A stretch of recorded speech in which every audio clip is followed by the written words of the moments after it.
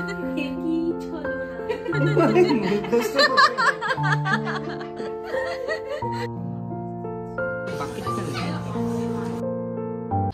Everyone, আমি সুস্মিতা। আমার নতুন একটি ব্লগে আপনাদের অনেক অনেক স্বাগতম। আশা করি সবাই খুব ভালো আছেন, সুস্থ আছেন, আর আমরাও খুব ভালো আছি। ঘড়িতে এখন প্রায় সকাল 10টার মতো বাজে। যেদিনের ব্লগটা শেয়ার করছি সেদিন বারটা ছিল শুক্রবার। আর এদিকে দেখুন, সকাল সকাল উঠে দেখতে পারলাম এদিকে কিট্টু আর মিমি এখন একসাথে সোফাতে ঘুমিয়ে রয়েছে। বড় মানুষদের মতো তাই ঘুমাচ্ছে। আর এখন তো কিট্টু এই ঘর ওই ঘর, আর মারা আসার পরে কান্নাকাটি করলে তো বোনের আর মার কোলেই থাকছে। শুধু খাওয়ানোর সময় মনে হয় ওকে আমি আজকাল কোলে নিচ্ছি। তো যাই হোক, মা আর বোন ওদিকে কিছু কাজে ব্যস্ত ছিল, মানে ঘরের কাজে ব্যস্ত ছিল। তো খানিকক্ষণ রোহনের কোলে ছিল, ততক্ষণে আমি রেডি হয়ে গিয়েছি। কারণ আজকে আমার লাস্ট মিডওয়াইফ, এমনকি হসপিটালের ডক্টরের কাছে চেক আপ রয়েছে। তো বাচ্চা জন্ম দেওয়ার পরে বাচ্চা যেমন প্রত্যেক মাসে মাসে চেক আপ থাকে, তেমনি এখানে 6 উইক পরে মায়েরও একটা চেক আপ করা হয়, যে মা কতটা রিকভারি করেছে বা কোনো প্রবলেম রয়েছে কিনা সেটা দেখে। তো এখন মিডওয়াইফের কাছে এসেছি, আর এখানে এসে আবার আমার আয়রন লেভেলটাও আজকে একবার চেক করা হয়েছে। আমি কিট্টুকে জন্ম দিয়েছিলাম, তারপরেও আমার একটা ব্লাড টেস্ট হয়েছিল। তো তখন আমার আয়রন লেভেল যা ছিল এখন তার থেকে অনেক বেটার হয়ে গিয়েছে। তো মিডওয়াইফ আমাকে সেটাই বলছিলেন যে তুমি কি খাচ্ছ আমি জানি না, কিন্তু যা যা তুমি খাচ্ছ সেটাই কন্টিনিউ রাখো। আর আমাদের না একদমই ধারণা ছিল না যে এই চেক আপটা শুধুমাত্র আমাকেই করা হবে। আমি ভেবেছিলাম হয়তো কিট্টুর জন্য এই ডেটটা রাখা হয়েছে, তাই সাথে করে কিট্টু বা আপনাদের রুথভিকে নিয়ে এসেছিলাম। পরে দেখছি না, শুধু মিডওয়াইফ আমাকেই চেক করে গেলেন। তো এখন ভাবছিলাম ওকে হয়তো বাড়িতে মাদের কাছে রেখে আসলেই ভালো হতো, কারণ মাঝখানে একটুখানি আবার কান্নাকাটি জুড়ে দিয়েছিল। তো আয়রন লেভেলটা চেক করার পাশাপাশি, মানে ফিজিক্যালি রিকভারি করার পাশাপাশি আমি মেন্টালি কতটা রিকভারি করেছি, মানে আমার কোনো ডিপ্রেশন হচ্ছে কি না সেই সবও জিজ্ঞাসা করেছে। এছাড়াও পেটে হাত দিয়ে দিয়ে ওই ইউট্রাসটা যেহেতু 9 মাসে অনেকটা বড় হয়ে যায়, তো সেগুলো আবার এক জায়গায় এসেছে কি না সেটাও চেক করেছেন। তো যাই হোক, সব রিপোর্ট ঠিকই ছিল। তো অনেক তাড়াতাড়ি রিকভারি করে গিয়েছি, তবে আরও কিছুটা রেস্টের দরকার রয়েছে। আর এখন বাড়িতে এসে, ও হ্যাঁ 4 জনে নয় 5 জনে মিলে একটু আড্ডা দিচ্ছিলাম।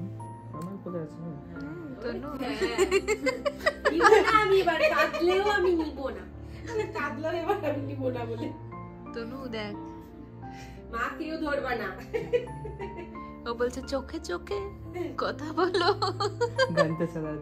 মুখে কিছু বলো না। আমি একটু কাঁদলেই তারপরে সবাই না না বলবে, তারপরে মুখে বললে সবাই বুঝে যাবে। কি চলো না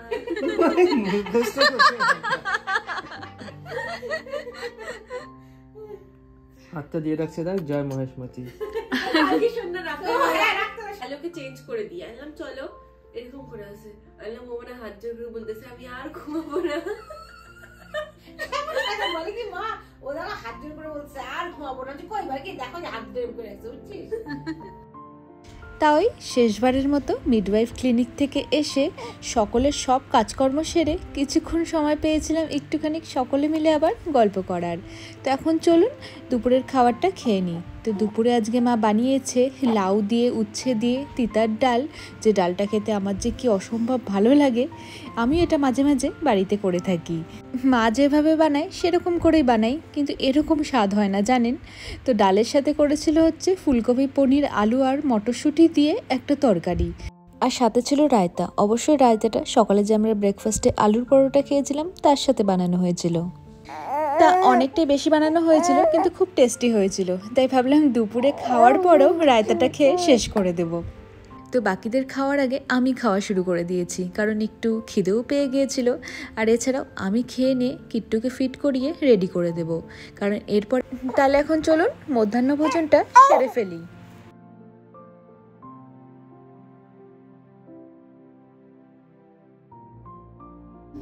হ্যাঁ ভালোই তো হয় কম তেল মশলা।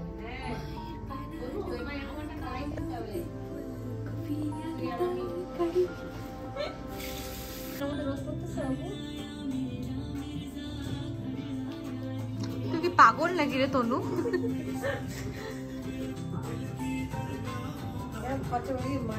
মাথারও স্ক্রু ঢিলা গো।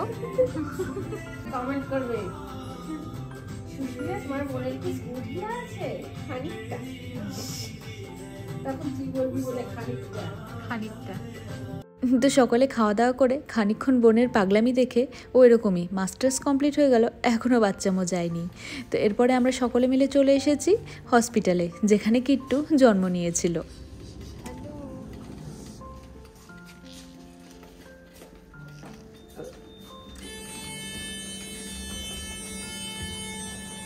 আওয়াজ করে কেন?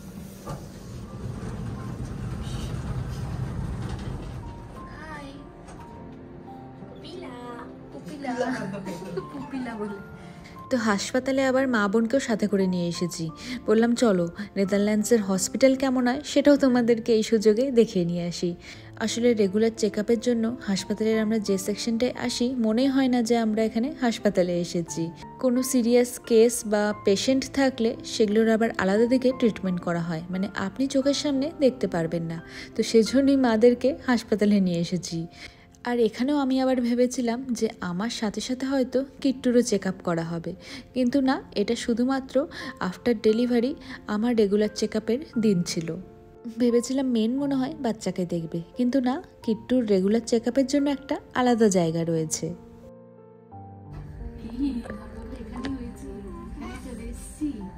জন্মস্থানে তুমি এখানে থাকবে, আমি আর তুমি এখানে থেকে যাবো। পাপা যাবে একা একা বাড়ি, এখানে নাচটাও আছে। তোর মুখ তো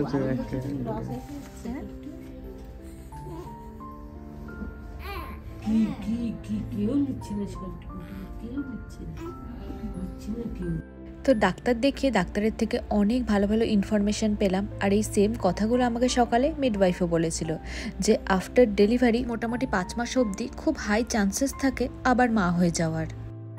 তো সেদিকেও খেয়াল রাখতে হবে।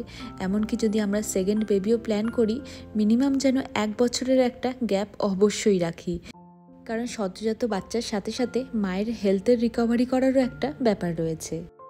বা এমনকি আমার যদি শরীর অসুস্থ হয়, তার জন্য যদি আমাকে মেডিসিন খেতে হয়, বা আমার যদি কোভিডও হয়, তাহলেও কিন্তু আমি আমার সেই সময় বাচ্চাকে ব্রেস্ট ফিড করাতে পারবো।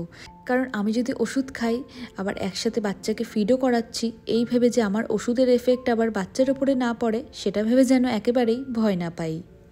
তো এই অ্যাওয়ারনেসগুলো ডাক্তার এবং মিডওয়াইফের তরফ থেকে পেয়ে বেশ ভালো লাগলো, কারণ সদ্য মা হয়েছি, অত এক্সপিরিয়েন্স নেই, আর খুব ছোট ছোট ব্যাপারে ভয় পেয়ে যাই। দেখা গেল আমার জ্বর এলো, বাচ্চাকে ব্রেস্টফিড করাতে হবে, ওর যদি কোনো ক্ষতি হয়ে যায়, এই ভয়ে যদি আমি ওষুধ না খাই তাহলে তো আমি আরও বেশি দুর্বল হয়ে পড়ব। তো সেসব কারণেই আগে থেকেই অনেক রকমভাবে আমাদেরকে সব কিছু বলে দেওয়া হয়েছে। এমনকি শেষে এটাও বলা হয়েছে আমি যেন কোনোভাবেই প্যানিক না করি। তো যাই হোক, ডেলিভারির পরে আমার খুব একটা শারীরিক সমস্যা হয়নি। যদি আরও বেশি সমস্যা থাকতো তাহলে হয়তো আমাকে আরেকবার রেগুলার চেক আপের জন্য ডাকা হতো। তো আমার তো নর্মাল ডেলিভারি হয়েছিল, কিন্তু যাদের হয়তো সি সেকশন হয় তাদের আরও 2-3 বার রেগুলার চেক আপের জন্য ডাকা হয়। তো আমার একটাই প্রবলেম ছিল, সেটা হলো কনস্টিপেশন। তো ডক্টরকে বলাতে ডক্টর একটা মেডিসিন দিয়েছে, কিন্তু এই মেডিসিনটা আমাকে আগেও জিপি থেকে সাজেস্ট করেছিল, যেটা আমার বাড়িতে অনেকটাই রয়েছে। তো আমি ভেবেছিলাম মনে ডক্টরকে বললে ডক্টর হয়তো অন্য কোনো ওষুধ দেবে, কিন্তু সেম ওষুধই দিয়েছে, যেটা আমরা হসপিটালের ফার্মেসি থেকে নিয়েছি। এখানে আবার জানেন হাতে করে ওরকম প্রেসক্রিপশন দেয় না, ওই ডক্টরের তরফ থেকে সোজা ফার্মেসিতে মেল চলে যায়। তা সেই ওষুধের দোকানে গিয়ে পেশেন্টের নাম বললেই ওনারা সাথে সাথে ডক্টরের প্রেসক্রাইব করা মেডিসিনগুলো হাতে ধরিয়ে দেন। তো চলুন, সব কাজকর্ম সেরে এখন আমরা বেরিয়ে গিয়েছি। আবার বাইরে বেরিয়ে দেখলাম অল্প অল্প ঝিরিঝিরি বৃষ্টিও পড়ছে। তাই কিট্টুর ওই রেনকোটটা ও স্টলারে লাগিয়ে দিয়ে আমরা একটু বৃষ্টিতে ভিজে ভিজে এই হসপিটালের সাথেই লাগোয়া একটা মল রয়েছে, মানে মলের রাস্তা যেখানে শেষ হচ্ছে সেখান থেকেই হাসপাতালের রাস্তা শুরু হচ্ছে। সেজন্যই তো প্রেগনেন্সির সময় লাস্টের দিকে যখন ঘন ঘন এই হসপিটালে আসতে হতো চেক আপের জন্য, তখন আসতে বেশ ভালো লাগতো, কারণ চেক আপ করিয়ে এই মল ঘুরে তবে আমি বাড়িতে যেতাম। মাঝে সাঝে বেশ কিছু শপিংও করতাম, মনটা বেশ ভালো হয়ে যেত। তো এই কারণেই আজকে আবার সাথে করে মা বোনকেও নিয়ে এসেছি। ভাবলাম ডাক্তার দেখানোর পাশাপাশি আসি, যেহেতু বিশাল বড় মলটা রয়েছে, তাহলে ওদেরকেও ঘুরিয়ে নেওয়া যাবে। আর সাথে তো কিট্টু রানিও রয়েছে, যিনি এইভাবে ঘুরতে, গোল গোল চোখ করে প্রচুর লোকজন দেখতে বেশ পছন্দ করে ছোট থেকেই। তো অনেকক্ষণ স্ট্রলারে শুয়ে থাকার পরে এখনও আর কিছুতেই ওই স্ট্রলারে থাকবে না, তাই মায়ের কোলে কোলে ঘুরছে। আর চারিদিকে যেহেতু এত লাইট রয়েছে, সব গোল গোল চোখ করে দেখছে আর ভাবছে এটা আমি কোথায় চলে এলাম। তো যাই হোক, মলে যখন এসেছি কিছু তো শপিং করতেই হবে। তো মারাও টুকটাক কিছু শপিং করলো, আর আমিও সাথে, বেশি কিছু নয়, ওই কিট্টুর জন্য কয়েকটা জামা কিনে নিয়েছি। এই সামার শুরু হচ্ছে তো ওই হাফ হাতা কিছু প্যান্ট, রম্পার্স এইসবগুলো কিনে নিয়েছি। এখন আর নিজের জন্য সেভাবে শপিং করতে ইচ্ছে করে না, দোকানে এলে পরেই ভাবি কিট্টুর জন্য কিছু জিনিস নিয়ে যাই।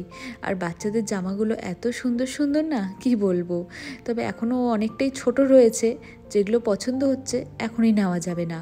ওই বডিস্যুট, রম্পার্স এইসবই নিতে হচ্ছে। তো আমার তো মেয়ের জন্য শপিং হয়ে গিয়েছে, এখন এদিকে মা আর বোন মিলে শপিং করছে। তোর এটা হবে বাচ্চাদের সেকশনে? বাচ্চাদের সেকশনে তোর? হ্যাঁ, কেন হবে না? আমি তো ওখান থেকে বাচ্চাদের গুলোই কিনি, প্যান্টালুজ থেকে।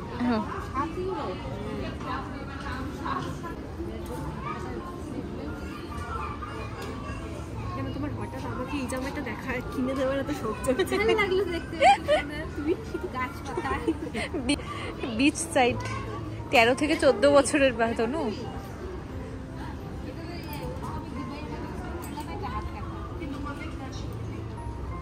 আমি যে সেকেন্ড চেক করব, মানে আউট অফ কিউরিওসিটি। আচ্ছা, আমাদের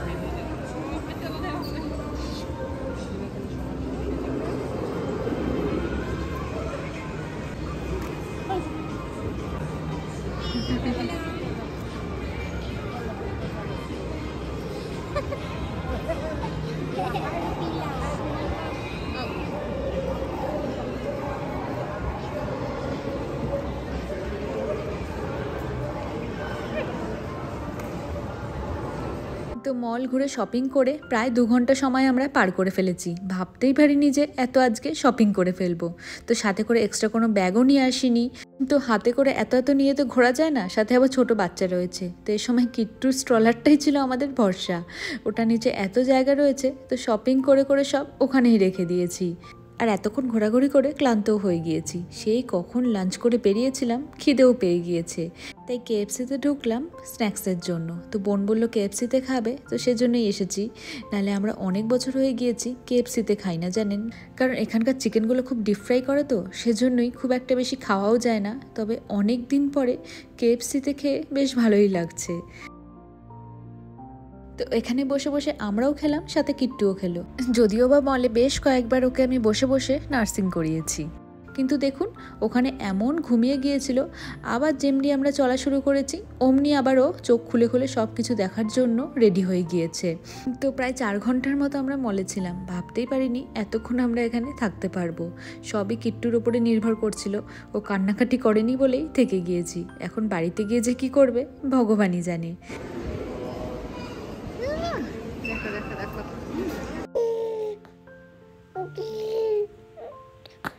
তো চলুন ব্লগটা এখানেই শেষ করছি। সবাই খুব ভালো থাকবে, সুস্থ থাকবেন। আবার দেখা হবে নতুন একটি ব্লগে। ততক্ষণের জন্য বাই বাই।